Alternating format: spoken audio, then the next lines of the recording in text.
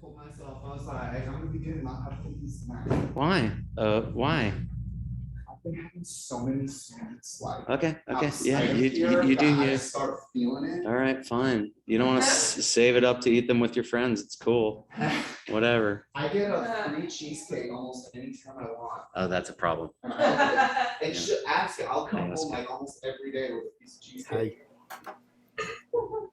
It's fun. I thought about like. Cool. That's not bad if you bring it. At one, but like at what point, like, you know, because if the bliss was in the cheesecake, then I'm at 37, I should feel real good, but I'm starting to like hit that peak of like. You just ate your 35th and you're getting there, even over time. If you space out 37 slices of cheesecake over enough time, maybe it stays good. I hope so for your sake. Maybe it'll show these things. Look at us. Yeah, it's cool. Where are the others? They've generally been personal classes. Yeah. I've been here in the second class, but I've been working Mondays. And then I miss all the others. Hopefully you missed the second class. Yeah, you guys were here. Let's hang out and be casual until at least until they start class. Yeah, Oscar, have you done this reading? What reading? The I can't hear you. Is it my fault? I want to blame you for everything. Oh, it is my fault. It was you. It was me. Yeah, did you do the reading? Are you doing the reading? You mean for the whole class? The Yeah, the classes or ACI 1 reading. just like little parts? It's not, yeah, I'm putting very little emphasis on that personally. You know, someday if you guys want to do all the homework and turn it over to ACI, I am not technically a certified ACI teacher. They don't really mind because you don't need a certified ACI teacher. You can listen to recordings and send in the homeworks on your own and they'll give you credit for it. Yeah. Like it's actually the whole website. Yeah, I'm looking at the right. teachers. I'm not listed. You won't find me. Yeah, totally. That's why I didn't really put ACI on any of the materials because I'm like, the boss wants me to teach, you know, like I'm confident that the boss wants me to teach, but I didn't go through the certification this time. There have been waves of certification over the years, and once upon a time I was qualified and I didn't keep up my certification. So it's okay. So I'm teaching as a friend for fun. And if you turn in your grades to ACI, they'll give you a certificate. The principal. Nothing. Yeah, right. For course 1, there are 18 courses, right? You're almost in line. 3 of them you would have to do. Well, it would potentially move you towards being qualified to be a teacher if you wanted. You would do 18 courses. 3 of them have to be done in person. So 16, 17, and 18, which are reviews, you see. 16 is a review of 1 through 5, and 17 is a review of 6 through 10, and you can do math from there. And those have to be done in person. At the school. Nah, no, you just get someone who's on their list of stamped people. Could be, I think Kendra might even be able to do it. But anyway, we can jump off that bridge when we get there, burn that bridge when it's relevant or something. Yeah. Anyway, the reading is tough. And some part of me was like, yeah, when I was reviewing the reading, it's really intense. And like Buddhism starts, there are like classically they say 3 different stages of Buddhism. Like what are the 3 yanas, Oscar? The 3 capacities? Yeah, I was going to say the 3 yanas, like the 3 tekpas or the 3 vehicles. Oh, like the individual. I think I'm confusing it with the capacities. Yeah. So they say like lower way, higher way, and then sometimes they say like the diamond way. And lower way starts especially gnarly, but it's the foundation for the whole thing, you know? And we're going to talk about it today, you know? So like you're also at a point in the book where they're getting heavy into a discussion of samsara. And samsara is like kind of a discussion in and around, does everything in this life suck?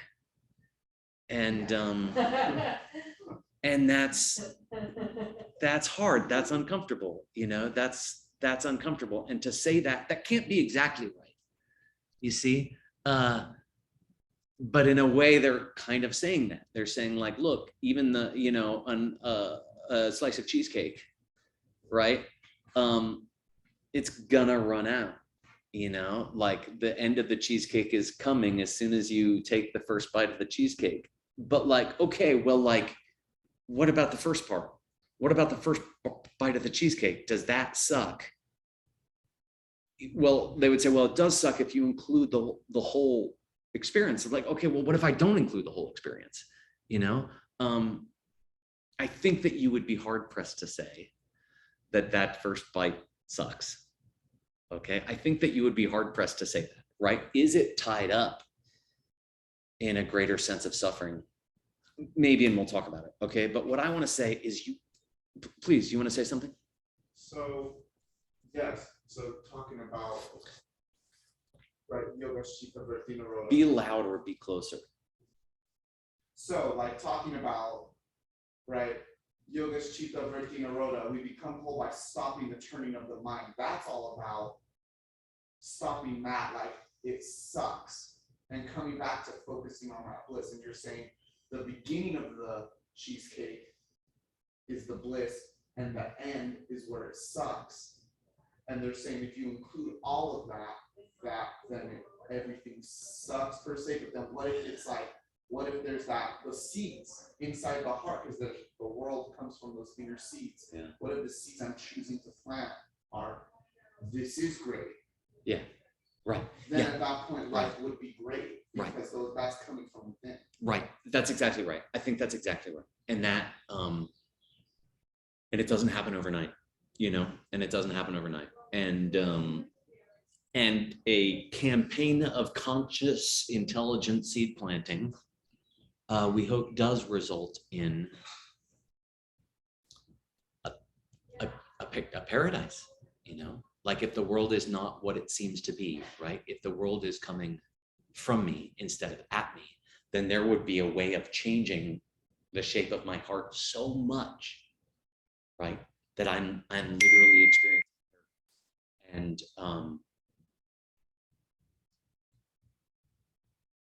And it's hard to get to the point where we can accept enough of our relationship with the world, of the extent to which our experience of the world is shaped by our own heart, that we can fully commit to doing that. Because we do what Chitta Vritti Nirodha says is not just that like you see things bad but you turn them around to see them as good. It's that you think things are the way they are because of themselves.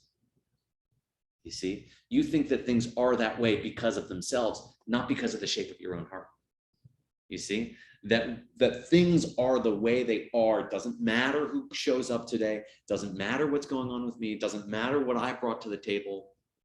The situation just sucks because the situation sucks, as opposed to there's something about me walking into this scenario, right, that makes this extraordinary or not, that makes this yoga class, right? Like you've been in yoga classes that were fantastic for you and sucked for other people and were not interesting for other people. And you got hurt in a yoga class that went really well for other people. And to say straight up, it wasn't the yoga class, like it wasn't the yoga class. Like it couldn't be if it was really the yoga class. If it was really the yoga class, then everyone would have a great yoga class as much as you have a great yoga class every time. And it just ain't that way. Some people really hate my yoga class, you know, and you don't know them very well because they don't come back. I'm going to shut this door and we'll say some prayers real quick.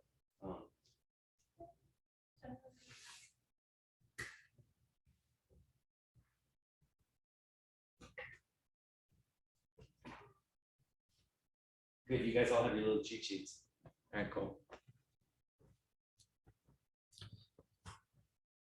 Sashi Puki Jukshin Metok Dram Rirab Lingshin Yende Gempadi Sangye Shingdu Mikte Uargi Drokun Namdak Shingla Juparsho Idam Guru Ratna Mandalakan Niryatayami Sangye Chirang Soki Choknam La Jangchu Bardu Dakni Kyapsuchi Daki Jinsoki Pe Sonam Ki Drola Benchir Sangye Drupar Sho Sangye Chirang Soki Choknam La Jangchu Bardu Dakni Kyapsuchi Daki Jinso Ki Pe Sonam Ki Drola Venchir Sangye Drupar Sho Sangye Chudang Soki Choknan La Jangju Bardu Dakni Kyapsuchi Daki Jinso Ki Pe Sonam Ki Drola Venchir Sangye Drupar Sho. Okay. You know, the other thing I think is really important to say is that as whatever yogis, spiritual practitioners, you know, whatever the heck, we're like engaged in this process of like self-critique, self-criticism, right? Like even just doing yoga, right? You are constantly refining the pose. Like I could do this a little bit better. I can tweak this a little bit more. I can get a deeper expression here, right? And there's a tendency to look and say, what's still wrong with my pose? You see, what's still wrong with my pose? What's wrong with my life? What's wrong with my behavior? And there's something beautiful about that. Like to say, can I be kinder today than I was yesterday? Like what would it take for me to be able to be so devoted to kindness that it changed my heart so much that I experienced my world in a radically different way? Like, that's a beautiful thing. But there's a tendency in that process, okay? It's a big obstacle in meditation, okay? Also, there's a tendency in meditation. You sit down, you decide, I'm going to set my mind on a meditation object. I'm going to think about whatever. We'll say the breath for the sake of argument. Okay. I'm going to set my mind on the sensation of breath at the tip of my nose. Okay. And then a few minutes later, I realize I'm not meditating. Right. I'm thinking about what I'm going to do when I get up from meditation. Usually that's the main thing. That's the first most popular distraction from meditation, I find. Maybe what I'm going to eat later that night. Okay. And then what do you think to yourself? Like, whoops, shit. I was supposed to be meditating. You know, damn it. Come on. Right? You are hitting the dog with the newspaper he brought you. You see, your mind just did the thing. Your mind just did something amazing. Your mind noticed where you were and brought you back to where you wanted to be, right? That's extraordinary. That's very cool, right? To retrain ourselves, and it's not easy, okay? To retrain ourselves to be delighted, excited, happy in that moment is a huge trick, okay? Hack for success in meditation, all right? But in so much of personal development, personal growth, personal practice, okay? When we have an interaction with someone where we wish we were kinder, right? And I think about who's the ideal me? How loving would I like to be in each situation? And how did that situation go, right? And I think to myself, shit, that's not who I was hoping I would be. That's not who I hoped to be in that situation, right? And there can be a tendency to be hard on yourself about it. Everyone's got that stuff. Everyone does that. Everyone misses the mark. Everyone struggles to be who they want to be. Not everyone is engaged in this constant process of, but I want to be ever moving towards a higher version of me. Not everyone's interested. So what really happened in that moment where you noticed that you behaved in a way that wasn't who you wanted to be? What was special about you in that situation? Because it wasn't that you were kind of a dick. That wasn't special. Yeah. Holy crap, you noticed. Oh my God. That's so wonderful. It's so beautiful. It's such good news. It's such a wonderful thing. And it's hard. It's hard to be proud and happy for yourself in the moment that you realize that you were, you know, what you see as a butthead. But you're not a butthead. You're human. You know, we're all struggling to be. It's not easy, right? And this is this struggle, you know. I did a, like, I don't know. The latest episode of there's a podcast that I do with a friend, and I don't know, we talked a lot about this today, like this balance between this life and being happy in this life and this Buddhist ideal that this place is just a shit show, you know? And for me, you know, like, I'm not exactly there. Like, I can't, all of the ancient Asian traditions, you know, have this seed built into them about this concept that we're going to talk about today, about samsara, okay, about the cycle of pain. And we got to talk about it, and I got to give you the straight dope about it, okay? Or I'm making up my shit, you know? So to have that conversation correctly or fairly, or in so much as I have some right to share information, right?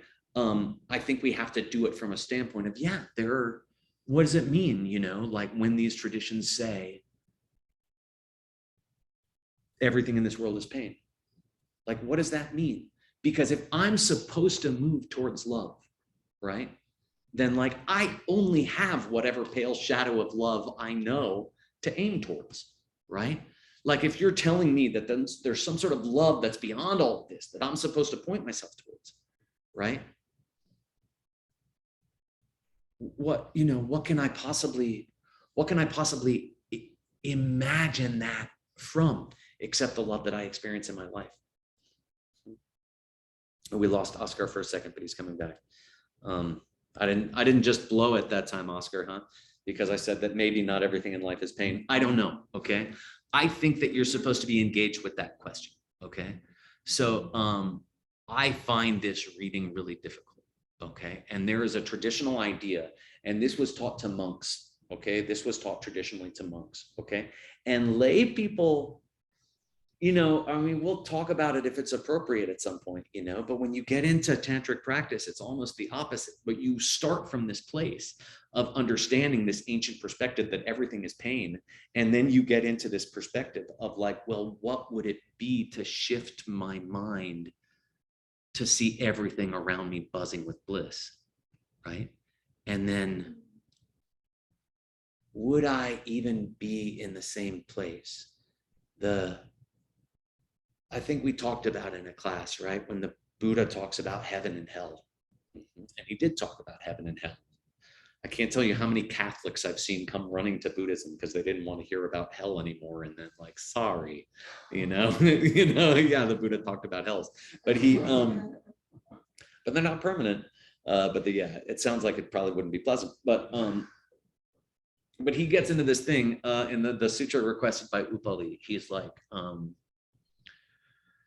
what did you think? Like some like construction crew went underground and built, you know, the iron floors of the hells and the like, you know, what do you think? Is it 30 feet underground? Is it 40? You know, it's all in your mind. It's all in your mind. Your heart is in a certain shape and you look here and you see pain and burning. And like, it's kind of rough because the scripture, the implication in the scripture and the commentary is almost like, and now you should be scared. Because you know your mind is that malleable, you know, like, you know, Now you know, like if you get that, then you know that hell exists, because your mind can be shifted that much, you see? And then he goes on to describe heaven, you see? In the very next words out of it, like luscious blooming flowers and celestial mansions, and all these too, you see, are in your mind, you see? And we talked about it for a moment today in yoga class. So is Tuscaloosa, right? That's in Alabama. If you didn't know, if you're in Mexico and you don't know American geography, God bless you for it. Is also a shift in your mind, and then you think you're in a place in Alabama, for better or worse. I don't know. I've never been to Tuscaloosa. I don't know why I always think of Tuscaloosa, but it can't be good. I don't mean it. I'm sure there are bad people on both sides. No, I'm sure there are lovely flowers blooming there that are also only in your mind. And so the goal is not to dwell in pain. The goal is to get out of pain. And then how do we get tastes of that in the meantime that encourage us towards that? You see, we have to be imagining that all along the way, I think, to get to that. And so I don't think that the point is to dwell in pain. And you read the reading, and you're the only one who read the reading, you know? And I knew in the back of my mind, I'm like, oh, if someone reads this reading, it's rough. You know, like I went back through the reading, I'm like, oh, it's tough. It's tough. And these are these gnarly old Tibetan lamas, and they're talking to monks about like, give up on everything but your practice, you know, give up on everything, nothing but your practice can possibly serve you. But okay, what's the practice? You see, well, what is that practice? Is it sitting around thinking how awful everything is? That's a step. You see, is sitting around thinking how sad it is that everything returns to pain, okay, and how sad it is that the good things run out. But then thinking about learning to embrace what would a different experience be like, and how do I start to think about now? How do I set my mind on that now? Hopefully, the point is to dwell in what is wonderful, and I think you should do that. I think you should trust. My opinion, right, is that you should trust your instinct in looking for that is, and looking for what that is, and learn about this perspective, you know, and learn about as many perspectives as you can. Like learning about perspectives deeply and thoroughly. I have a few friends who go to the Unitarian Universalist Church. And I wanted to, man. It just sounds great in theory. And I'm sure they're lovely. I'm not, you know, maybe you're a member and I'm so wonderful. And but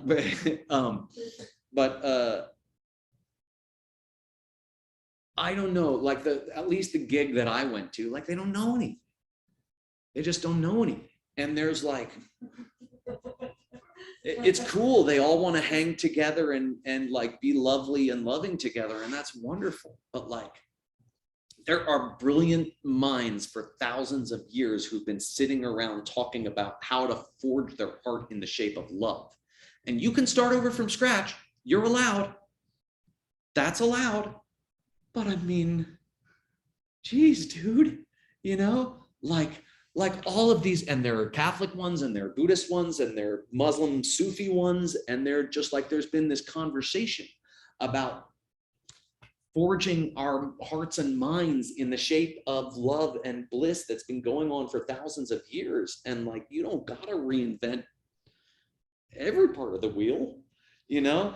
And then, and you find it so much, you know, where like people want to be creative from day one, and it's cool. But when you learn a thing, you know, like you learn the, you know, 26 and 2 dialogue, right? And then when you memorize, you do it right, you know, correctly, word for word the first time, you know, and then you start to get creative. Now it's interesting. Now it's interesting. You could just walk up and start blah-blahing at people and it's a bunch of shit, you know, it's not based on anything, right? But if you learn deeply, right, then you stand on the shoulders of giants, you see? then you get creative. Then get creative, by all means. Have exciting, new, wonderful thoughts, that are informed by all the spiritual heavies that came before you. One of my biggest breakthroughs, I think, in studying Jetsun Kappa deeply in retreat, okay? The Tibetan master who wrote this root text. And I think that I'm reading and I'm like, oh, I can't quite make it work. I can't quite make work what he's saying here. I can't quite understand. And it hit me. I'm like, oh, I get it. I disagree. Oh, that's what it is. Oh, I don't agree. That's what it is. I get it, right? And like, if he's somehow right and you're wrong, if somehow he's right and I'm wrong, he couldn't help me until that moment. You see, he couldn't talk me into something new, you see, unless I know that I disagree with it. No way. If I'm bullshitting myself and telling myself that like, oh yeah, everything the Buddha said was right and I just got to somehow make it fit, if he's so smart, right, he better have accounted for what it's, the tradition that he's omniscient, that like he's sitting there in 500 BC, right, and knows exactly what Ben's going to think as he reads these books, so like, let him work that out. Let him figure out how he's going to convince me, right? I'm just going to go along for the ride. I'm going to learn the straight dope. I'm going to chat about it with the people I like, you see? And we'll see. We'll see how I end up, right? And here, let me set this do not disturb thing so this thing stops beeping at us. All right, let's talk about it. And it is, it is across these traditions. Okay, so for example, the idea of samsara, and I have a folder here that I left in Tuscaloosa or something, and I'm gonna grab it. Forgive me.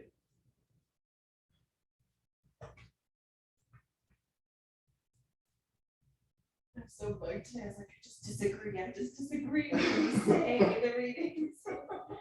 Where do you get the readings from? Someone's, I got emailed a whole link. Okay. A lot of readings, agree on disagree. Oh my I God. was like, oh my gosh, like, I was kind of like freaking out. I was like, I don't agree and I feel so uncomfortable about it. Yeah, it's good. It's good. Yeah. And like, wonder what they're saying and wonder what they're pointing to, but like, there ain't no way that the goal of this thing is somehow for us to feel bad. That doesn't make much sense to me. Right now, can you use, you can use compassion. You see, like I feel sad that other people are in pain and it can motivate me to do beautiful things, right? And I think that's part of the idea, okay, of how hard they hit about samsara is actually, especially to think about other people. Let's talk about it, okay? Say, samsara. Okay, here's what you're gonna hear all the time, okay? This is one of your early Sanskrit lessons, okay? If you're doing the teacher training. You're going to see it spelled like that. Okay, so why am I saying this?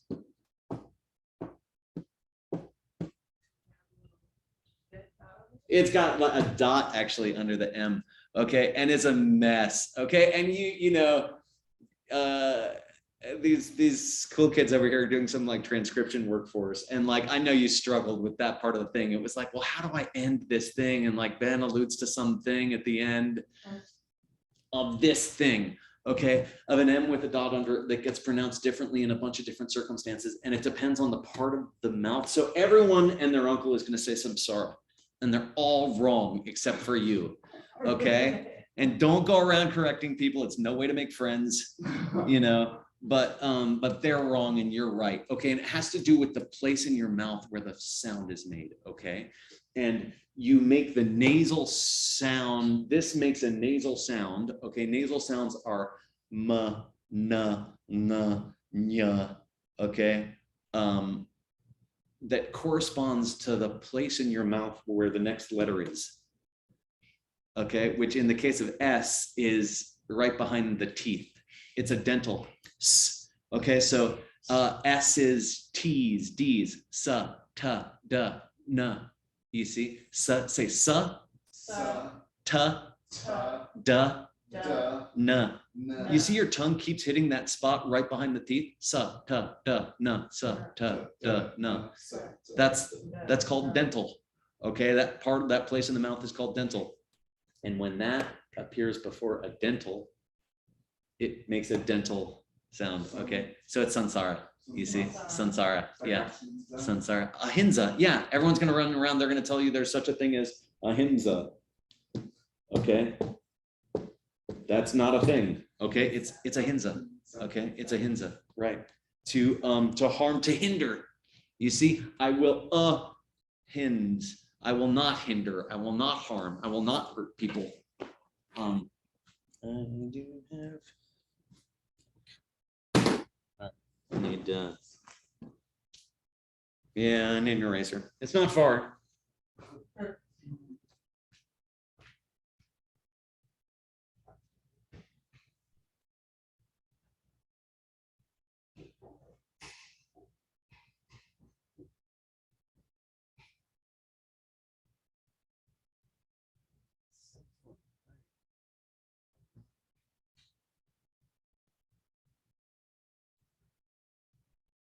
Well, there's my eraser.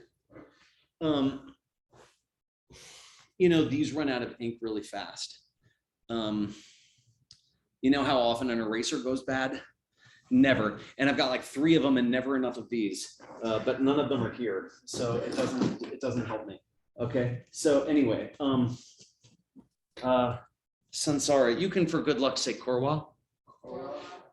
They both mean a circle, a cycle, korwa in Tibetan. Okay. Sansara in Sanskrit. A circle of what? Okay. And I'm gonna let you a little bit look in the reading for the Tibetan. I'll let you say it for good luck, but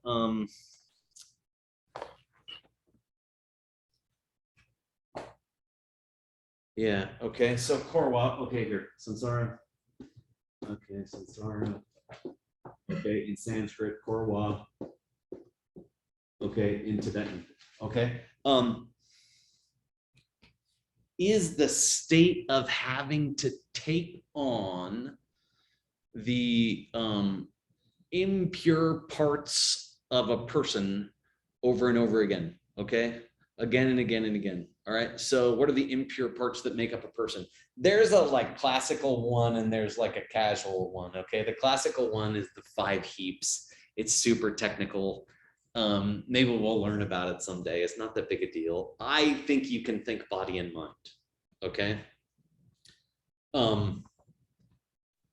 They call them heaps because like even the mind is like a collection of thoughts, even the body is a collection of stuff. But there's something about this body and this mind as we have it, okay, right now, all right, that is traditionally said to be almost made to suffer, okay? Kind of made to suffer, that the body as we have it, doesn't mean we can't change it, no, right? And in fact, what you got to know is the one of the roots of Buddhism. What do you, can you do the 4 Arya truths? What get called the 4 noble truths off the top of your head? Oscar, you can do it. Yes, life is suffering. There is a cause. There's a cause. Well, it's caused. There's an end. There's an end to the suffering, and there's a method. And there's a path to the end of the suffering. Okay. Yeah. So there's no way that this is about you should be suffering. Okay. There's no way that's the point of this, right? Even in this discussion, okay, about being in suffering, the point is that there's a reason for all of the pain that we have. Life is full of sufferings. That's true. Okay. We know that we keep losing people. We know that like in a normal relationship, as things go, the best you can hope for in what is called worldly success is that one of you will watch the other one die. And that's true. It's just true in an ordinary sense. There's a cause for them, okay? There's an end of that, they say, and a path to the ending of that. Okay, now what does that mean? Like, what would it mean to have a relationship that's different than that? What would it mean to have good things that don't run out? Hi, Ricky. Be warned, we're recording. You were warned by Zoom herself. Good. All right. Okay. Samsara is the state of being forced again and again to take on suffering body, suffering mind. Okay. Why is it suffering? Okay.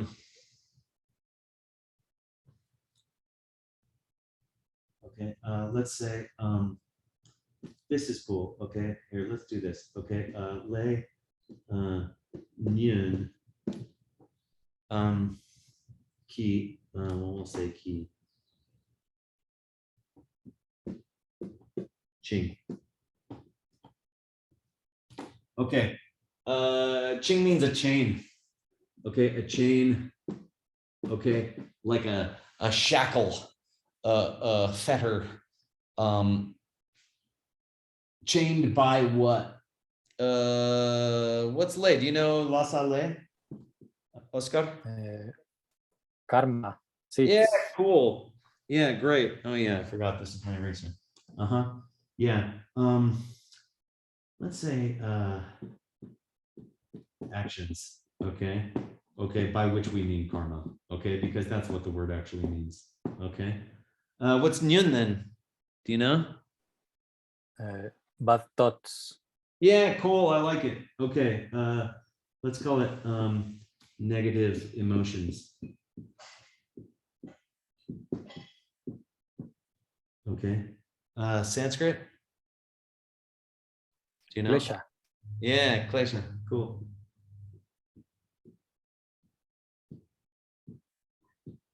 Okay, so the idea is that we're bound by klesha and karma into samsara. Should we want to get out of the mess? You know, I mean, this is the big thing, you know, like, do I want to get out of this suffering life? Like that, it really is hard for me. I really do struggle with that. You know, there are a lot of things that seem, I don't know, you know, like, am I supposed to not want good friends? Is that a samsaric thing or is it not? Like, am I supposed to not want a slice of cheesecake ever? Right? Like, or is wanting a slice of cheesecake that doesn't run out somehow contradictory to samsara? Things are caused by karma and klesha. Things are caused by shifting factors. Okay. What's karma? Karma means the stuff that we do, especially under the influence of negative emotions. So, and any thought in a sense is also a karma, is also an action. In fact, it leads us to do actions. Every time we have a thought, it leads us. They say technically karma is movement of the mind and that which it motivates, okay, in the Abhidharma Kosha. So it's like any thought and then what you do based on that thought. That's karma, that's action, right? So how much are we in control of our actions, right? What would we do to experience a different kind of world?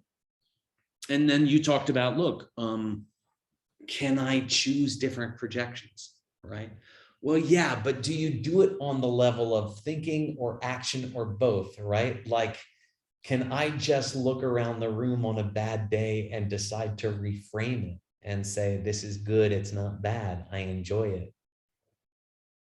No, you know, rarely or sometimes, but like, you know, go to the dentist and, you know, I'm always amazed, like only humans could sit in that chair without being strapped down, you know, and like intellectually tell themselves, this is gonna make me look better in 20 years, you know, and I'm gonna let them do this terrible thing to me. It's amazing. Only a human could do that. Forget it. Any other animal would just rip the guy's arm off and run. Forget it. But somehow we're like, okay. I can't believe we can do it, right? Try to tell yourself, like I like it. Kendra and I went to these like birthing classes, bliss-born labor training, before she had, and they like showed these like videos of this woman like having orgasms, in labor, like in a hot tub, and we're like, wow. And then I don't know, man. It doesn't generally go that way. Like, all right, maybe, she's like in a hot tub, and then like Kendra, like she's riding the jets. We're like, there's something going on here. I don't buy it. Anyway, this is weird. This is inappropriate. But something's going on. I'm like, I don't think so, man. Once pain is in play, you see, to just be like, no, I reject it. I see something different, right? We talked about, right, seeing this thing as a pen and a dog seeing it as a chew toy, and so can I just look at it and say it's a bar of gold, right, and go spend it at the bank? It doesn't work that way. It doesn't work that way. Now, yeah, could you for many lifetimes plant the seeds to one day see a bar of gold in your hand? And, maybe could you do it in a single lifetime? Maybe. They say that's the point of Tantra, okay? They say without the deeper practices of devoting yourself to seeing everything around you as pure, which is like the opposite of what the reading says. You see, it's kind of like the exact opposite of what the reading says. And it's like a punchline that you don't get till later. And maybe I'm not supposed to talk about it. I don't know, right? It's secret, right? Like, I don't know. But at the same time, like whatever, we do talk about it, and the book is like a preparation for Tantra. And Lam Rim is a preparation for Tantra. They say that like a lifetime of that only through that method could you achieve enlightenment in a single lifetime. You see, only through this method, they call the method of working for the purity of all beings, which involves believing that everything around you is pure and is not like it seems. You see, the people around you, someone seems like they're suffering, like it's somehow a game, it's somehow a trick, you see, to convince you to help them in a way that will get you out of the mess. You're the one who didn't figure it out, and we're all here, and we're here to help you, and you're almost there, but we'll get you the rest of the way, and it's all of us together, and we're all on the same side together, and you're almost there, but you're not there yet, and every one of us, we're pretending we still have shit to deal with, we're pretending we're still struggling, right? But we were fine a long time ago, and don't worry, you're almost there. We've got you. I literally thought that about my mom. I was like, maybe she's actually a divine being here to like That's really live me in this thing. That's beautiful. That's beautiful. And like making me. And Tantra is a result. You see? Of this. Yeah.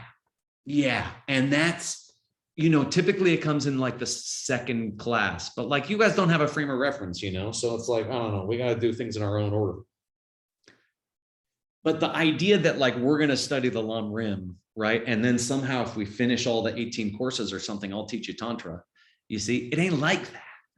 You see, it ain't like that. And there's another 18 courses, and whatever. You can deal with that when you want to deal with that, but it's not the point. The point is, accidentally, if you're being good and loving and thinking about the nature of reality, you will accidentally start wondering if maybe your mom's an angel.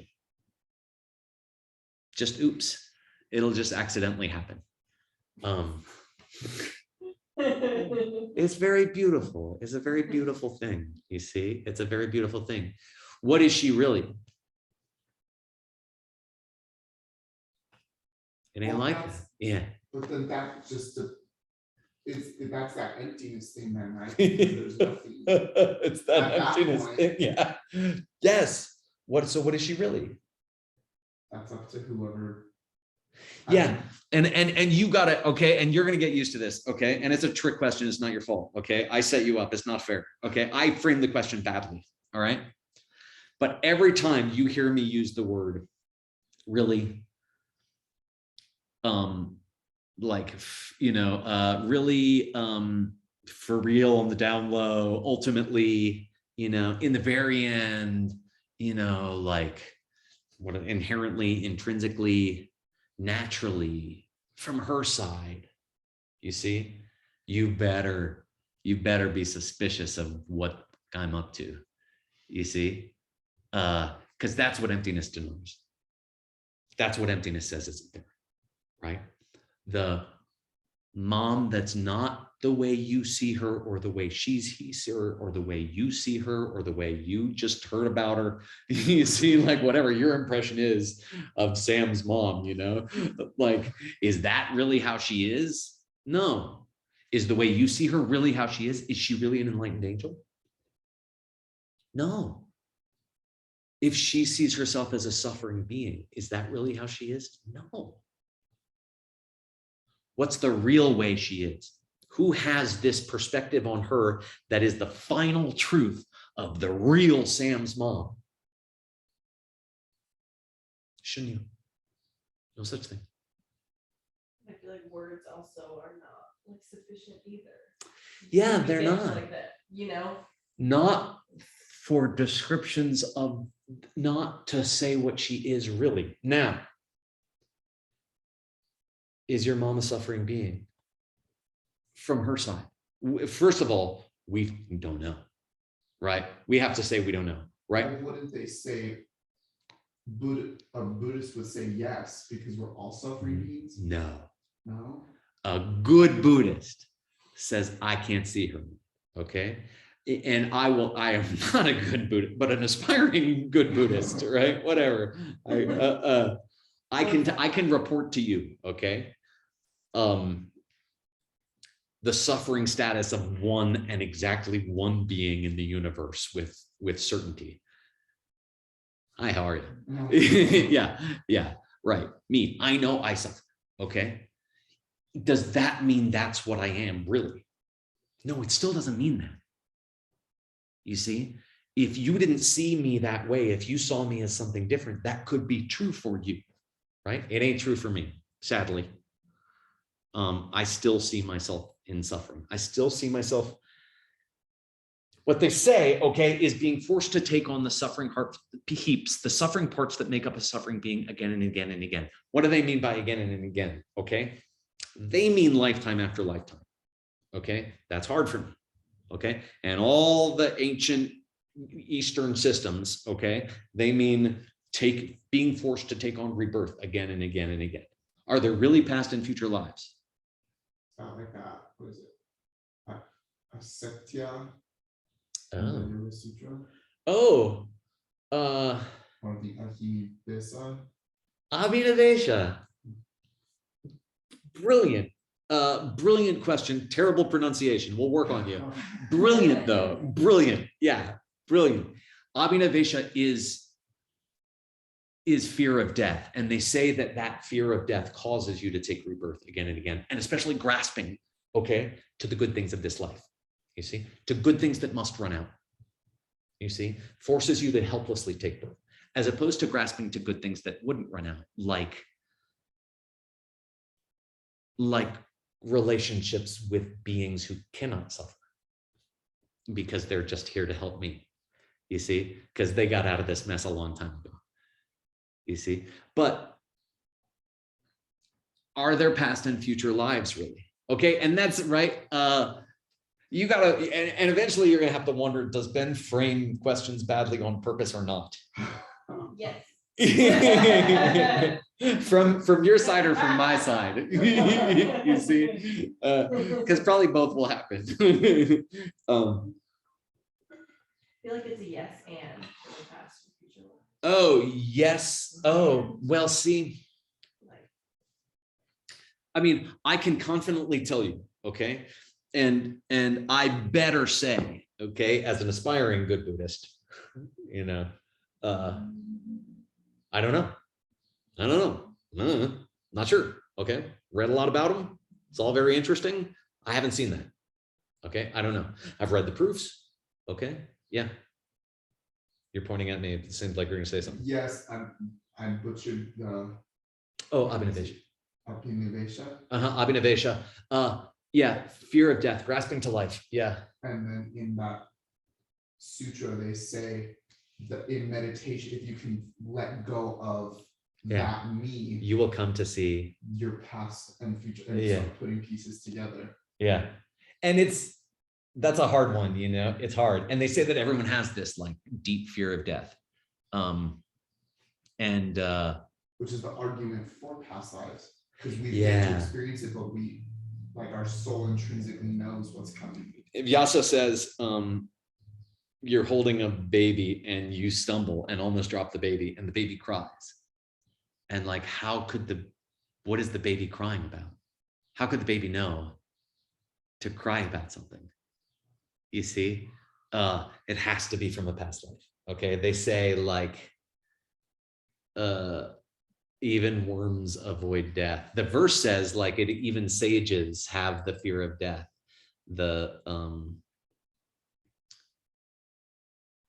They say when you are on your deathbed that you realize like, oh, I'm gonna lose my stuff, you know, I'm gonna lose my relationships. Oh, I'm gonna lose Ben. Fuck, you know, that then you get flooded with this like intense fear. So how are you supposed to get past that? Are you supposed to get past that? Right? Like, and don't die. You know, the answer isn't you should be fine with dying. Don't die. We're going to talk about it. Okay. This body is precious. This body and mind are precious. This is also a body and mind that can get enlightened. Okay. And even though they talk about all sorts of births you can take, and they say that a human birth is the shit. Okay. That they're animals and lower. Okay. Whatever. We can talk about it. They're in the painting in the hallway. Okay. Animals and lower. The painting in the hallway is a painting of samsara. Okay. The wheel of life. Oh. Sansara. Wheel, Korwa, okay, Sansara, the wheel of life, okay, Bhava Chakra, okay.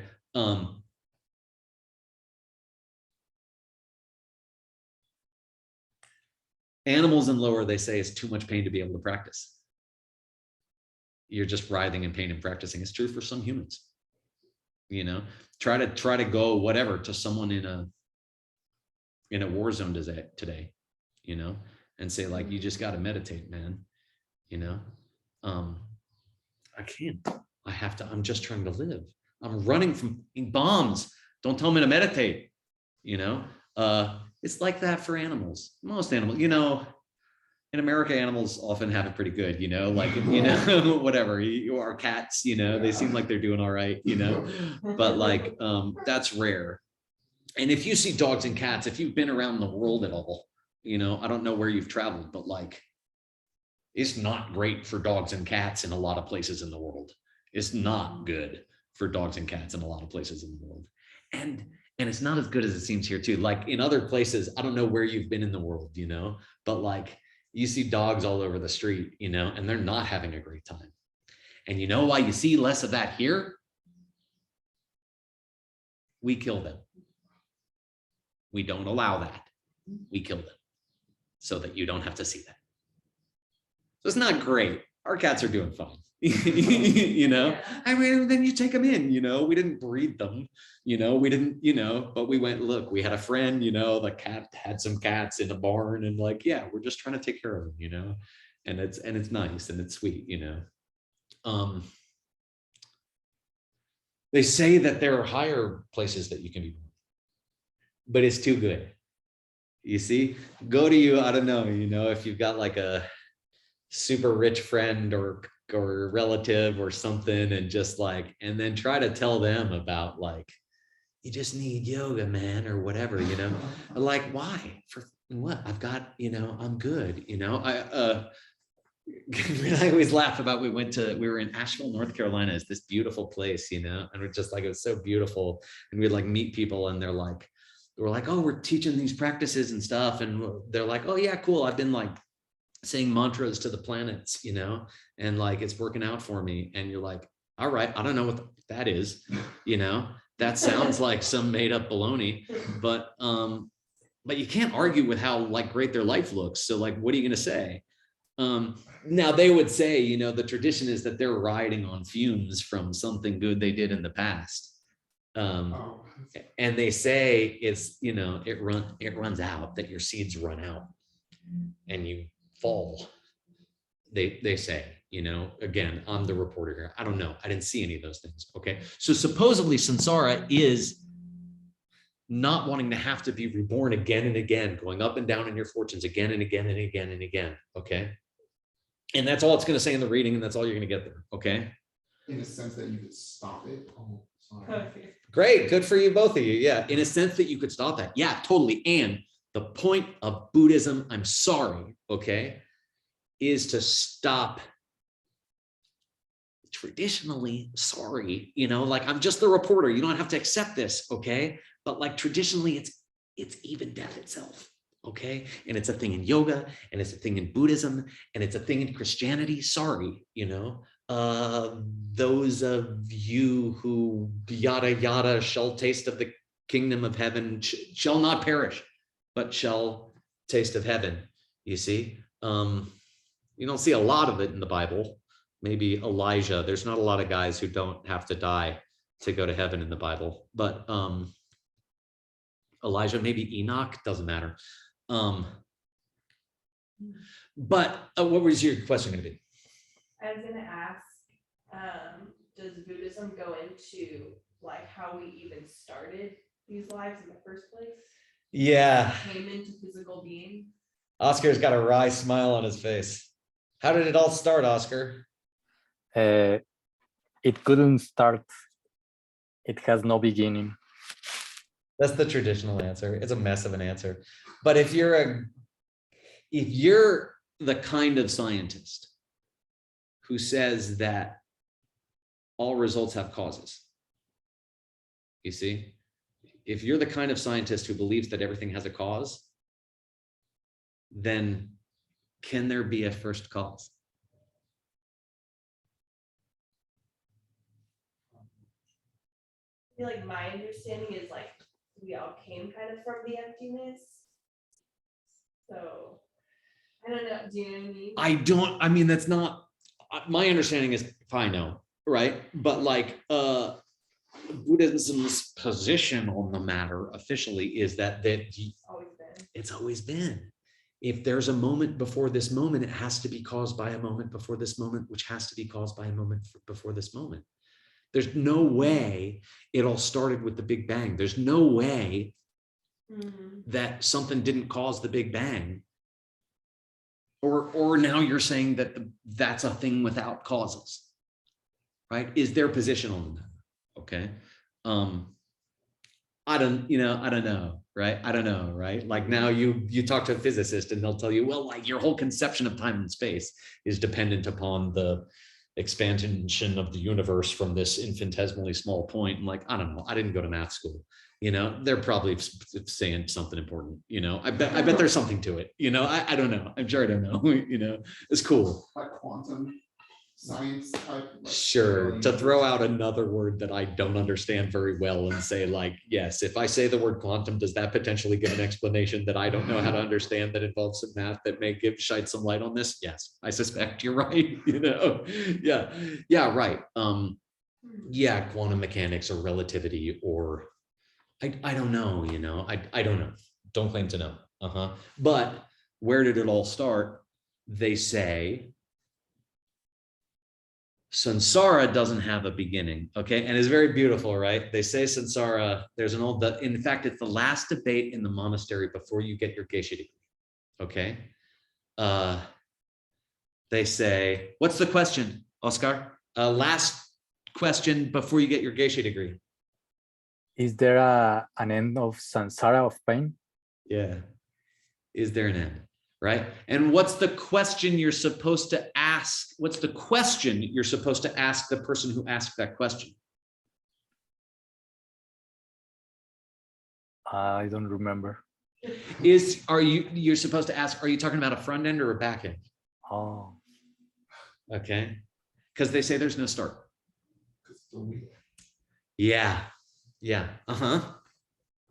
Could I like argue that overall, like we're evolving towards enlightenment or bliss, because at a certain point, like we were like our ancestors, if you go way back, like we came from monkeys, right? Or like, like our biological like chart, Oh, and, like, well, we all kinda maybe. came from I mean, I hope, there's a thing like, came from other. what do they say? Fermi's paradox or something, where they say like, I don't know, that maybe you get to a certain, when a planet gets to a certain level of intelligence, it has the ability to destroy itself. It eventually does. So I don't know. I hope not. Because Like technically you could say we came let from. me tell you the end of the story, okay? And then because it's relevant, okay? It's the right next question to ask, okay? It's a good sign, right? So they're gonna say, is there a front end? Okay. Yeah, is there an enta samsara? You mean a back end or a front end? Okay, because there's no beginning. All right, because there has always been ignorance. What do we mean by ignorance? We mean vertis, okay? We mean thinking things are coming at us when they're coming from us, okay? We mean that by ignorance, okay? So is there an end on the other end? Is there an end to samsara? Not a front end, but a back end to samsara, okay? And they say the answer is yes. Why, Oscar? because the truth is more strong than the something like that. Yeah, they say because ignorance has a powerful antidote. Because ignorance has a powerful antidote, which is wisdom. Okay, and they say, yeah, there's a tradition. They say they talk about a table because the truth stands on 4 legs. You see, in the end, you can bang your head against a wall forever, not getting results. But only truth yields results consistently. It's the only thing that will. Only truth works. You see, only truth can replicably, consistently yield to you the results that you want, where you know what to do and the thing comes about because you did it. Only truth will consistently yield that over and over again. And so they say, when you reach that point, that antidote, okay, a powerful antidote to ignorance, that then and we'll talk about it, right, when we cover the 3rd path, okay, corrective view. You see that it rips out, okay, or it rips out the root. It kills the root of suffering. They also say samsara doesn't die on that day. You've killed the root and it will die, you see. They say when you see truth directly in a deep state of meditation, okay, that like you can never go back. Is that truth like Viveka? Kind of. Okay, and they don't usually use that term in the Buddhist tradition, okay? Viveka is usually a term used in the Hindu traditions, and so we have to be a little bit cautious in terms like how much we want to usurp their word for our own means. I think you could make a cool argument like that, and I probably did in the book, that it would be that Viveka, to know the difference between 2 things, if you said those 2 things are truth and lie, you see, what is and what is not. Well, that's what they say is the cure for Ignorance. Yeah. The same. But In the Yoga Sutra, to answer your question more directly, in the context of the Yoga Sutra, the answer is yes. So in the context of that book, which is not strictly speaking a Buddhist book, okay?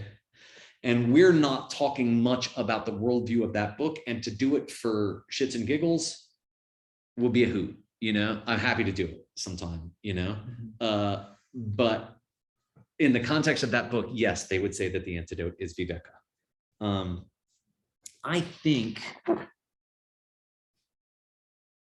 that we should have tea and cookies. That's what I think. Okay, I'm gonna have tea and cookies. You take a break, okay? You have lots of nice glassware. I hope you have some tea to put in some of it. Yes, I have. Okay, good. All right. Thanks. Yeah. All right. So here's what I'm gonna try today. And you don't have to drink tea. It's okay. But I feel like I have a better system today. I'm gonna stand near this thing. Okay, you guys run around and have fun, whatever. I'm gonna be there, okay, someone's allowed to watch it while I get cups if you want, okay? But I'm just like, it's gonna get warm, and I'm not gonna let it do the, that's the thing, like a civilized. Yeah. You got it. Yeah. Hey, well, we'll see. It'll still go all wrong in a moment, but that's okay.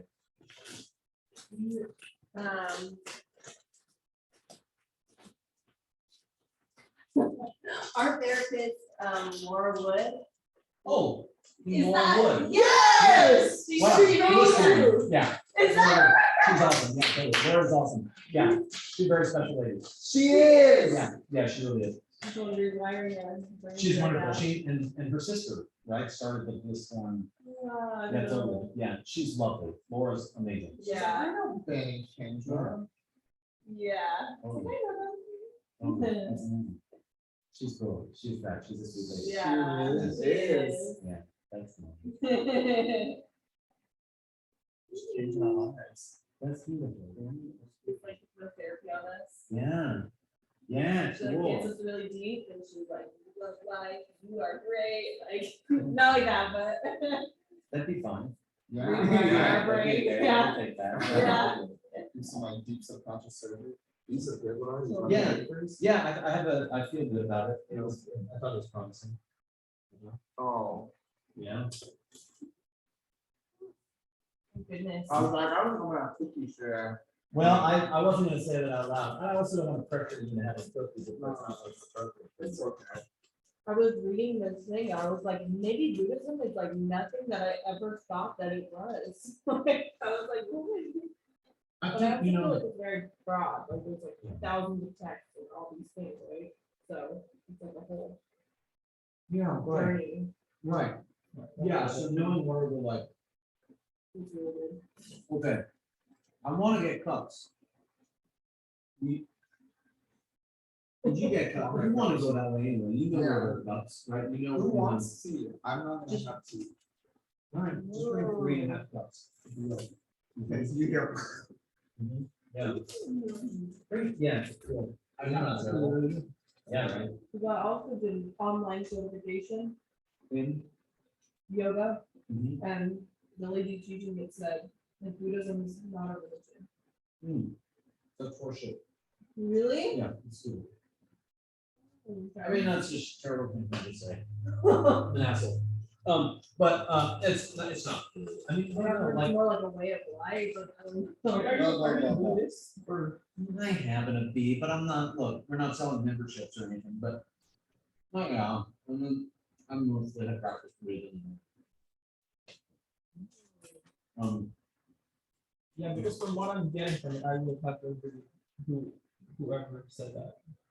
It's not quite a religion. but- Well, what does that mean? What is a religion? I mean, why do you, or the online certification person, like, get to, who gets to decide? Yeah, I mean, it's really perspective and how you take it. Could be just philosophy, a bunch of philosophies. You know, when you go to the monastery someday, okay, and we'll get you in with the right people, okay, if you wanna go visit the monastery, right? Yeah, it'll be You cool. go into the temple in India, okay, this is a bit of a schlep to get there, okay, get your shots, kids. But you know, you'll go in and you'll see like 4,000 monks in a temple chanting together and images of deities and prostrating to deities Yeah, and that's like right, singing that's a songs and banging drums and ringing bells and like, like, yeah, they got a religion, like what are the guts behind it? Like, it's very broad and they're more like religious-y aspects of it and more philosophical aspects of it, like you said, it's big. It's big. There's a lot of stuff in there. Oh, yeah, I'm watching you. Okay, okay. Jeez. Um, I'll watch it. I don't know what Better to- be ready. I don't know what to do if. Well, then. Well, what happens? Is it in the front or Oh, the, Oh, I know where the cups are. by the desk? Yeah. I got you. here, but I'll tell you what, it just happened. No, not really boiled too much. You know, the past classes, it's like boiled and then bubble, Ah. and got everything dirty. Wow, these are good. Sounds So fun. good sprouts, honey. Oh, it sprouts brand too. Wow, I've never had a lemon wafer. I'm like, somebody.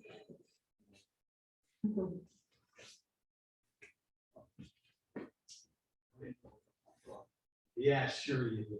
Now I know where the cups are now. So here's a question. Yeah. What is the thing that, again, I don't know the word, starts with an M and it's long, that Vishnu Ghosh did to exit his soul from his body? Because he was enlightened. So, Here we go. Here we go. Sir. Yeah. I'll share You some. can with have you. it. I I'm the one do. who likes Okay. it. Do you want the little one? Oh, I'm sorry, and I poured you a big one anyway. No, we'll share it. Okay, that's No, good. no, you get the small one, I'll have it. No, I did that. Oh. No, what do you guys, you wanna share that? Share that. Don't do this to yourself. Don't make yourself not sleep. I'll have do most of that. it. I can Right. have it. All right, I'll start bringing it to you guys. It's too hot. Too hot, and we didn't froth over. Okay, that's good. Wow, you made it good. All right. Sounds like an. Do you know what I'm talking about with Vishnu Ghosh though? It sounds like. You can choose when to go or something. I don't know the term. His student talked about it, saying he briefly mentioned it, where he said he sent me off. And I didn't know that was the last time I'd ever seen him, because he performed this thing where he exited his soul from his body. Look, I don't know, but, that is a thing, right? That they say great master can do that. The definition of samsara involves being forced. To do that? No, being forced to have to take birth again and again and again, right? If you have the ability to decide, right? I'm gonna go and pretend to be, I'm gonna go take a birth just so that I can like be Samantha's mom, you know, and like pretend to be an ordinary person, you know, because like she's so close, you know, and like I'm gonna just like, I'm gonna go show up there, you know, and I'm gonna live a whole life. I'm gonna have a good backstory, you know, it's all gonna be plausible as shit, you know. I'm gonna poke her till she. Yeah, right. They say that one could do that, or, you know, they do this thing like the Dalai Lama, right? He's supposedly the 14th. Of his. Yeah, of dudes who are like, okay, they like live a life, they have a bunch of students and they're like, okay, this body's done. I'll catch you the next round, right? And then they go on and then they come back and they leave signs to go find, for their students to find them again. Is that like Paramahansa So cool. Yogananda, in a sense of him saying he was conscious in the womb? Maybe, yeah, maybe. I mean, there's also like, he also like, they say he knew he was gonna die at like, what was it, like the Beverly Hills Hilton or something. He does this thing where, yeah, Yogananda leaves intentionally and goes in that night and he sits in Yeah, it's meditation. like- He's like, I'm gonna go now. Right. Yeah, So cool. Yeah, they say. or like even Martin Luther King, There's, he said some freaky stuff in the last days. and he said he knew that he He knew released, he was gonna go. He like made a recording to be played at his funeral. and he planned all this stuff because he knew he was going. Yeah. Wait, so what is it tied to? Oh, can a great, like a spiritually realized master choose their time of death and go on? In the case of Dr. King, I think he may have also just understood what one too many angry white people means. I hate to say, you know, but like also, There Pretty were other smart signs. dudes, yeah. Okay, so I had a problem with one of the questions earlier. I just didn't think it was the right forum, but when they're questioning when it all began, is there a modern Buddhism? Because I doubt they had an understanding of what physics is now back then to kind of answer that question. Well, I mean, what is the physics answer to that question? Well, I mean, what, so you said their answer was it just is. No, I didn't. I said their Or that's answer what it sounded is, like. their answer is that if everything has a cause, that to talk about a first cause is illogical. So what scientists would actually say would, not all questions are valid. So there are questions that kind of just doesn't make sense. I think that what science says is that our ability to know what It's happens limited. prior to a singularity, Mhm. right? That there's a singularity that involves all information and that we can't extract information from prior to the formation of the singularity to be able to talk about what happened before. So their answer is there's no answer yet. Their answer isn't necessarily that it's no answer, it's that we necessarily couldn't answer. Now, does that mean there's no answer? Frankly, that's a debate between Einstein and Niels Bohr. That would be hot between the Copenhagen school and Einstein. And Einstein would say, actually, Copenhagen, Niels Bohr would say, thus there isn't something before. If you necessarily can't know, then there can't be something before, because existence is dependent upon awareness. And Einstein disagreed. Einstein said, no, it's a limitation of your ability to know. But all of quantum mechanics and even Heisenberg's uncertainty principle is dependent upon the Copenhagen view that your limited capacity to measure something is a limitation of reality and not just your ability to measure. That if there's an ultimate ability of your ability to measure, that becomes a limitation of reality because you can't talk about things that exist that you can't see. That's wrong. Is that similar to Taoism? That's similar to Buddhism, which defines an existing thing as the definition of an existing thing is that which can be perceived by accurate perception. And if it can't be, then you can't say it exists. And that's Copenhagen school. It was also Einstein before he got into a fight with the Copenhagen guys because there was this idea of an ether, right? That was wrong. Well, you know, Michelson, Morley were trying to shoot laser beams back and forth to see, is the laser slower in this direction or in this direction? And does that mean because it's moving forward against the ether and they couldn't find any measurement of it? And so Einstein said, hey, you can't find a measurement of it. You need to stop calling it an existing thing. And I'm leaving it out of my equations. Thank you very much. Right? Because ain't no one ever seen it, ain't no one ever documented it, ain't no one ever perceived it through logic or instrumentation or math, then I say it doesn't exist. And then you come around and you get this debate with the Copenhagen school, right? When you want to perceive an object, you have to know where something is, you basically bounce stuff off of it and it comes back to you. And that tells you where it is, okay? Mostly we do it with photons, right? I bounce photons off that thing, they come back to me, and now I know where it is. You see? So you visual? Yeah, right, yeah. The photons bounce in through my eye holes, and now I know where that thing is, okay? Or sound? Totally, you can do it with sound. Dolphins love that shit. Yeah, bats too, I guess, right? How much does my photon move that tea kettle? Not very much. But what if I'm trying to find another photon? Now I bounce a photon off a photon and the photon moves the photon because they're so small. Right? They talk about that though in levels of meditation. That at some point, that one of those like yogi superpowers, right? Is you can start seeing. They do. Yeah. They do. Yeah, they do. Yeah. Because it's documented in ancient. They say, I mean, and the Buddha describes very small particles. It's very weird. Okay.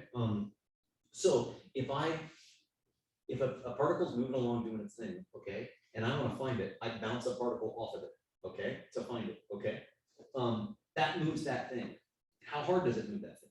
Well, it depends on the wavelength of the light I hit it with. smaller the wavelength, the harder it gets, okay, disturbs it more. Okay, but the smaller the wavelength, the more accurately I know where it is. You see? So I hit it with smaller wavelength, which is more intense, right? And that moves the shit out, right? But I know more accurately where it was. Or I hit it with longer wavelength, okay? And that doesn't mess with it as much, but I know with less accuracy where it was. So is there a place where it really was and a direction where it was really moving before I hit it? Einstein says yes, Bohr says no. Bohr says since the only way to detect the thing is by bouncing shit off of it, there can't be a real way it was, because that cannot be perceived, because it's a limitation of the universe that that's how we perceive things. So there is no where the thing was moving before we hit it for real. Which is like how they say like you're not in pre world rough it up. Because Yeah. everything moves and we have cells dying and being reborn. So then, like, even if I try to think about the present moment, that's already a memory. Because there's no, Right, yeah. there is no, And there's this debate between the higher and lower schools of Buddhism who say the definition, if you say that which perceived by an accurate perception is the definition of an existing thing, well, then what's an accurate perception? And they say like, oh, the lower schools say it's a fresh, unerring state of mind. It's a state of mind that's not mistaken and it's fresh. It's got to be brand new. And then the higher schools say, if it's got to be fresh, then you've never had one. Because of this, you see? Because you're always looking at a moment before. and it's like even if it's a split second. Yeah, if It's there's any time taken for you to process information, anytime, you know, a bit of a moment, you see, then you've never seen the moment. You see, yeah, right. That's right. They do say. All right, let's sit. You know. I don't know if it's the conversation or the tea, but I'm like, let's go. it's the conversation. Buddhism. Yeah. Woo. Yeah, that's what I like to hear. That's what the tea's for. That's what now. Now we get to talk about the shittiness of life. Yeah. Okay. I have to blaze through some stuff. We talked about it a little bit. Okay. Two main meditations. Okay. As a part. Okay. What they call like, so you can say like, we're studying the Lam Rim. What's Lam Rim? Yeah. Yeah. You were making noises in and around the word path. I like it. Yeah, cool. Yeah, yeah, I'm into it. Yeah, good. Yeah, right. Yeah.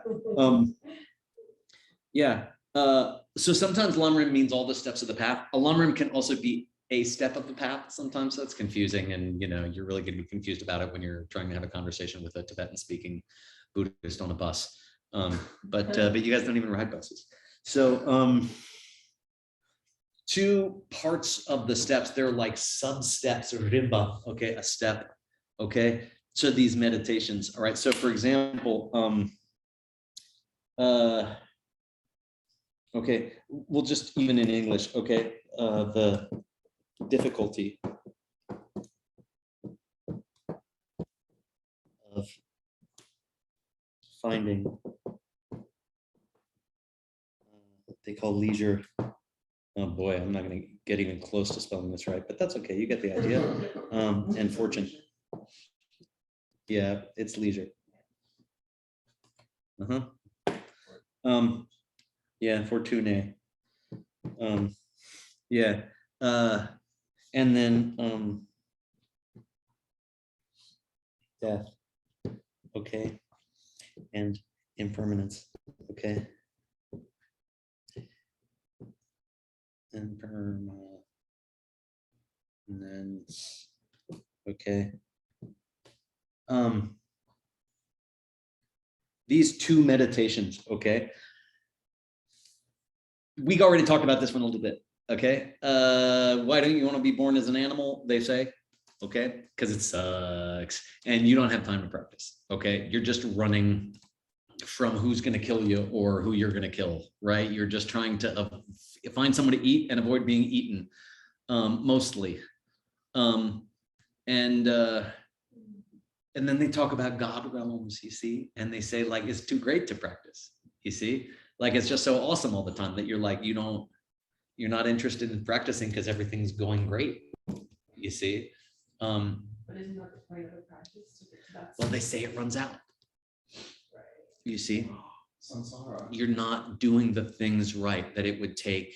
And whatever, we can, as we walk out tonight, we can look at the Wheel of Life painting, you know, out there, right? You see that there's a part of the painting where you see people coming up and going down, coming up and going down, right? Huh? Do you know who Deepak Chopra is? Sure, yeah. He, I don't know him, Sure. but what I observe is someone who, like on that wheel, is in maybe like a very luxurious God realm and spiritually. Yeah, right.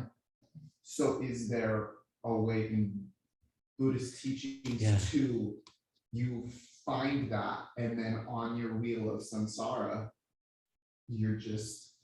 I think it can happen. I think it can happen. And I think that, I mean, for example, like, you know, the Dalai Lama in Tibet was like very wealthy. And yet there's a famous quote by, I want to say the fifth Dalai Lama, who said like, you know, I don't own anything but my robes and my begging bowl. But he also, you know, he had all these like palaces that he lived in. And like anytime you go to the monastery, there's even like, there's like a plush hotel room in every monastery in India that's like just for the Dalai Lama. Like if he ever comes, we got a room ready for him, you know? Wow.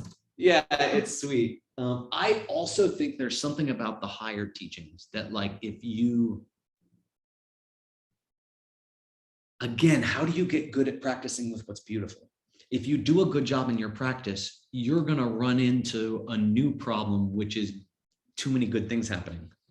You see? And is that going to kill off your practice? You see? Are you going to keep practicing then? Are you going to find a way to replenish those things? Generally, they say the good thing about human life is you tend to have ups and downs in this life. There's a nice seasoning of good times and bad times, they say, in a human birth, that you're aware that there are problems, but it ain't so bad that you can't practice, okay? And they say getting into a situation like that is very precious, okay? For them, it's like not just taking birth as a human, but they say taking birth in a human, in like being born in a place, especially they say outside of a barbarian land, okay, which they specifically mean, and the scriptures describe it very specifically as a place where morality is not taught. You see, which morality is a weird, like whatever baggage word for us, I think, in the West, but I think you could replace that word with kindness and you would get the right idea. You see, where people are not instilled with the ideal that it's probably good to be nice to people. And a place where they don't have that is considered a barbarian land, right? So you were born in a place where you were taught to be nice to people. You know, we don't always do the best job, but you were taught that that was probably a good idea. You know, you are in a place where there are practices available to you, right? Where whatever ideas of Buddhist thought, yogic thought, you know, these things are available to you. You have some fortune to practice. You can hang out, you know, on a Monday night and just sit and be like, dude, what? You know, like we're very fortunate to have space to do that on a Monday night, or like all the noon yoga classes you turkeys show up to, you know, la ti da, you know, yeah. One day you'll come do yoga with us, Oscar. Yeah, he will. And then death and impermanence is a tough one, you know, but it's like, and I go through this a lot, you know, when I first heard this, and we won't get into it too much until like course 8, if we do that, you know, but like, we're all going to die. We don't know when. There are not a lot of things that help this body, and there are lots of things that hurt this body. There's a lot more things that hurt this body than things that help this body. And what's the average age in America now? 70 something. Yeah, totally. You gonna live to be the average age? No, you're not. You're not. No one lives to be the average age. That's not how averages are made. I mean, some people do, you know, but That's fine. although the average age is 76, most people don't live to be exactly 76. That ain't how that works. That's not how math works. Yeah, right. So you're like, I got a good this many years left. That's not how that works. You know, it can be any moment. You see, there's a meditation that you do, okay, that whatever we could study later. It's hard and it can be scary and it can be beautiful, okay? And I'm not recommending this per se, okay? But where you wake up in the morning and you decide, right? This is the day. This is the day. This is my last day. This is my last day. I will die today. You see? And then like, and now how do you live that life? How do you live that day? You see? What will I do today, knowing today is my last day? And what would it be like to live every day like that? You see? And it can be very beautiful, right? Would I still take the trash out? You see? I mean, this is important because when I first heard it, I thought I can't do that because I won't do any of the stupid little petty responsibilities, right? And I think that was either a spiritual immaturity in me or whatever, it was a phase I'm going through when I'm just in a different type of spiritual immaturity now. But I do feel like there's something about keeping your shit clean so that other people don't have to deal with it, that you might still do all the petty little simple things that are expected of you because you don't want other people to have to deal with your bullshit. And you might get up and on the outside live what looks like an ordinary day that you live, where you fulfill your simple little obvious responsibilities. But my teacher was he won the Presidential Scholarship Medal from Nixon and went to Washington, D.C. to receive it. He would take the money later and go to study Sanskrit in India, where he would fall in with a bad crowd from Tibet. And you suddenly start learning Buddhism. But there was a problem apparently going down and they thought they were going to crash. And he always talks about this moment where like everyone just stopped what they were doing and like took care of one another. And they were just like, the vibe in the plane just changed and people were just like, you know, are you okay? And like, it's okay. And like, there were people scared and there were people just, everyone was like, it's okay. And like, everyone just like suddenly kind of like loved each other in that moment. And then they landed, okay, it was fine. And everyone was back to fighting over who would get off the plane first and get their luggage, you see? But like, we're in a plane and it's going down. And the point is to love each other, you see? The point is not to be like, blah, this all sucks, you know? The point is that like, we're together, it's okay. Like what we have now is precious, you see? Like use it, love one another, take care of yourself, take care of each other. Okay, last thing.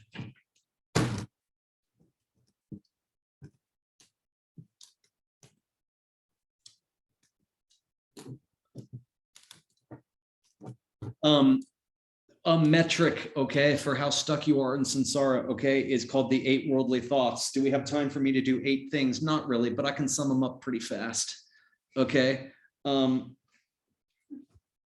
Okay, it is being happy, okay, or unhappy.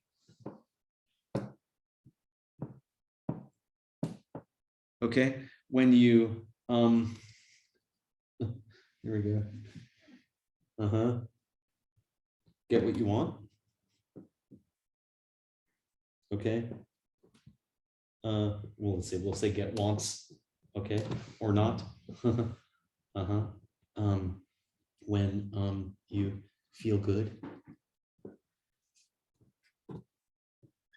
or bad. When you become famous.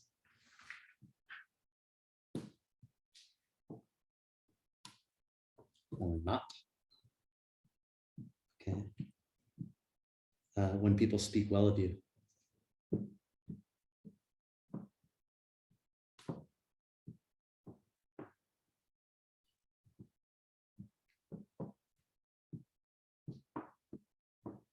or not. You see? You see how that would be 8? Yeah. Uh-huh. So very famous. Okay, 8 worldly thoughts. They call them the 8 worldly dharmas. That's a weird translation. The point is that it's like 8 things that we're most obsessed about in this world. Okay. It's hard. Okay. It's hard. Okay. The idea is supposed to somehow be that someone would let go of these things.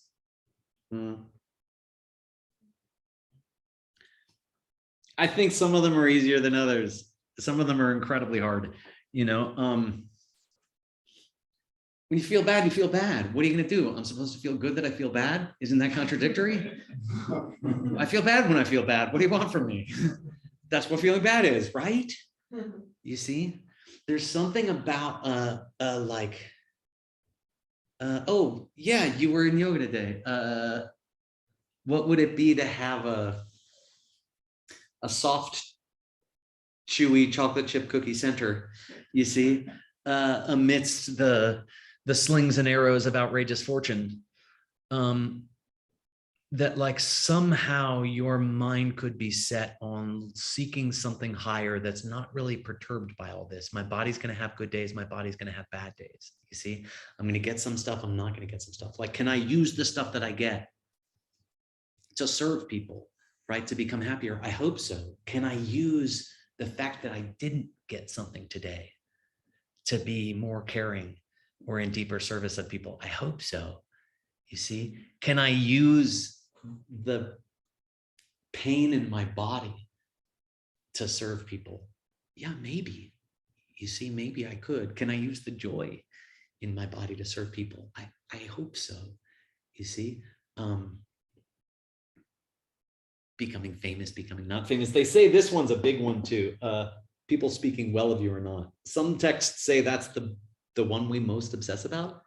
Is people thinking well about us? I don't know either, right? Some books do say that. This is really a big one for me, feeling well or not, you know, that's a big one, you know, if I feel bad, I feel bad. But at the same time, like, what would it be to be accepting of everything because I'm looking for something higher, right? And that somehow it reinforces an understanding that like, if I'm ever focused on the things that are going up and down all the time, I can never be happy because these things are always going to be going up and down all the time. If my happiness is dependent upon just like a blind, dumb cause of happenstance going well, it ain't like that. Life ain't like that. You see, sometimes things go well, sometimes things don't go well. Sometimes people say nice things about me, sometimes people say bad things about me. There's people that really don't seem to like me. I'm always surprised and disappointed. I think I'm a nice guy, but you know, there's people like that. Whatever. We got, you know, I don't know, we got friends like you know, Ezra's kid friends' parents sometimes were like, hey, maybe they're gonna be our friends. I'm like, nope, guess not, you know. Cool, no sweat. That's all right. Bummer. Yeah, cool. You know, it's gonna happen, you know, it's gonna happen. So like, am I perturbed by that? Yeah, sure, you know, like I'm not there, you know, like we're talking about what that would be, and we're talking about this state, right? Like, I'd rather everybody be happy, you know, like they tell you when you're a kid trying to like make it through in middle school or whatever, like, don't care what people think about you, you know? And I think you need to hear that in middle school, but like, of course I care what people think about me. I mean, of course I do. I want people to be happy. I want people to be happy. I want people to be happy around me. I want people to like me. Of course I do.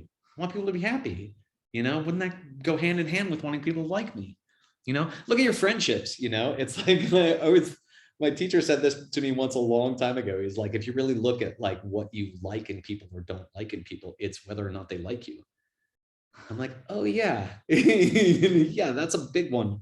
You know, like there are some people that are just not into me, and it just like, that's really an impediment to my relationship with those people. You know, it's really, that's hard. That's a hard one for me, you see.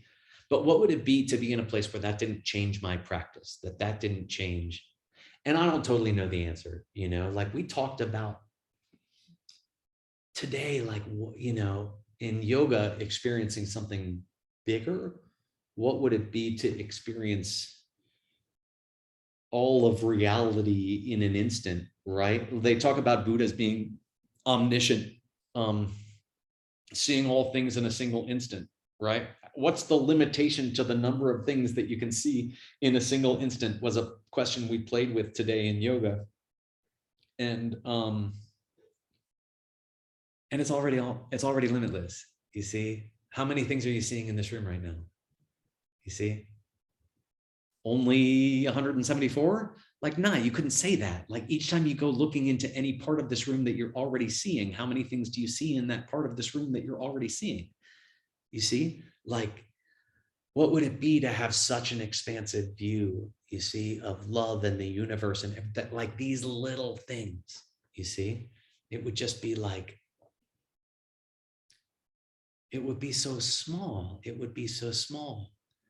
And maybe, I don't know, maybe, you know, samsara is not getting out of a place, right? We talked about it, right? It's about changing the shape of your heart, right? It's about accidentally, you see, feeling an unbelievable feeling of love when you interact with people, when you interact with yourself, even, you see, accidentally, you see, because you planted the causes already. It's not really an accident, you see, but you're not really trying in that moment. You may have tried for a long time before, you see, but the shit, you know, is where it happens in the moment you don't try, where you just find yourself helplessly loving people deeply. You see, like you're all going down in a plane together, right? And this shit doesn't matter because this is the end, because this is the last day, because this is our last moment together, right? And I'd rather just comfort this person, you know? Like if my last deed on this earth is just to say like, hey, it's okay, man, you know? You're all right, it's all right, it's okay, you know? Like that would be a good last moment. And this could be that, you know, this could be that, whatever, asteroid number, you know, 67BRQ might be rolling in right here to near Guna Yoga this moment, you know, might be right there, you know. They were like really excited the other day. They like predicted an asteroid within like 38 hours or something of it coming by us. They were like, wow, high fives, you know. It means that like it's more normal not to, you know. Yeah, please. Question, when Cool. you say, when you talked about how like, when a lot of things are going good, it's like harder to keep up the practice. Can be, yeah. And what do you mean by like the practice? Is that just like yoga meditation, or are you talking about like being kind to other, or just Mostly that community? one. Okay. Mostly that's what I mean. Mostly I mean kindness. And meditation is a tool that makes that more possible. You see, meditation is a tool that allows you to remember that you wish you were kind more of the time. You see, it seems pretty obvious, but we do forget a lot. But yeah, mostly by practice, I mean acting out of love, acting in your heart with the sentiment that you want to experience, acting from the inside with what you're hoping to experience from the outside.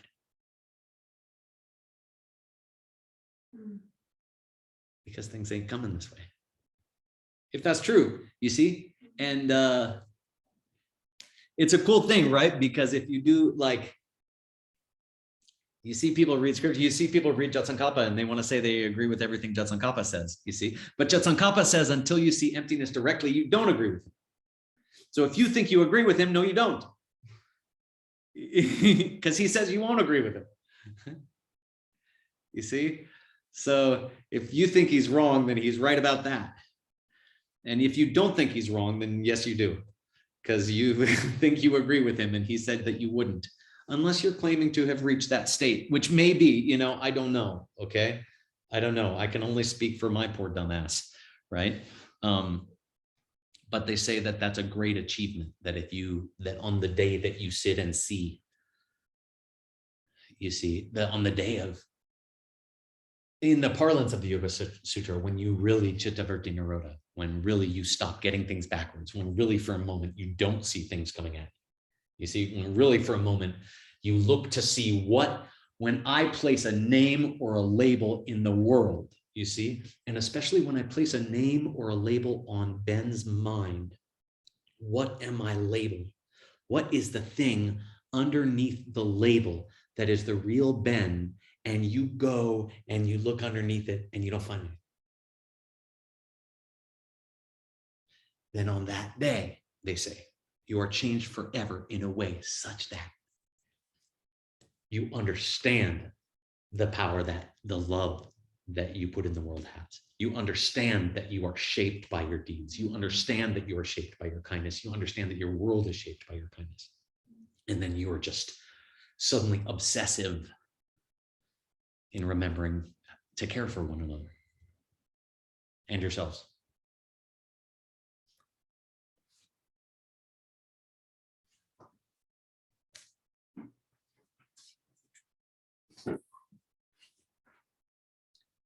Sashi Puki Chukshin Netok Dram Rirag Lingshi Nyende Gempadi Sangye Shingdu Mikte Uwargi Jokun Nandak Shingla Juparsho Iram Guru Ratna Mandala Kanir Yatayami.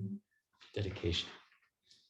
Gewadi Gewokun Sunam Yeshet Sok Shing Sunam Yeshe Lechungwe Dampar Kuni Toparsho.